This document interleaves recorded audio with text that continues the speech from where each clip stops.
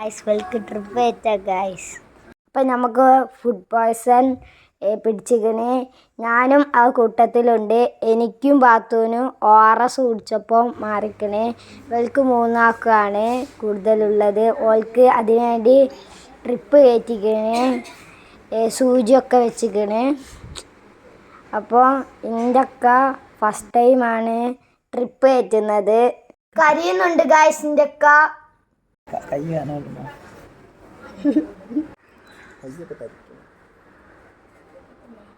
ഇക്കൻ്റെ needle കൊണ്ടിരിക്കാണ്.